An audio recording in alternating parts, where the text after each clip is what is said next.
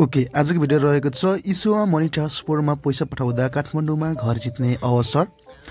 यस बारेमा चर्चा गर्ने छ आज तपाईलाई चाहिँ एसेवाको बारेमा।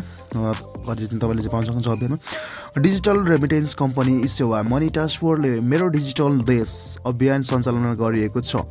वैधानिक माध्यमबाट आउने रेमिटेन्स प्रबन्धनका लागि कम्पनीले यो अभियान ल्याएको हो। अभियान अन्तर्गत संसारका कुनै पनि मुलुकमा रहेको नेपालीले नेपालमा इच्छाएको व्यक्तिको ब्याङ्क खाता वा एसेवा वालेटमा पैसा पठाए सहभागिता जनाउन सक्छन्।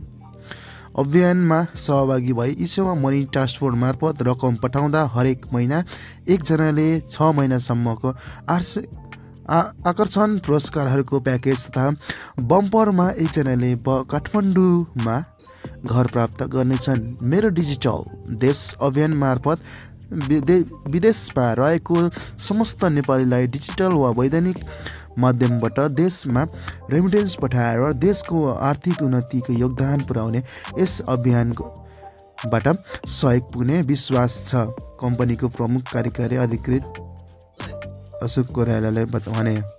र यो अफर रहेको छ 6 गतेसम्म। भिडियो कस्तो लाग्यो, मन पर्यो लाइक, कमेन्ट, सेयर, सब्सक्राइब गर्न नबिर्सनु भन्दै आजको भिडियो यही छ। हस्त जय नेपाल।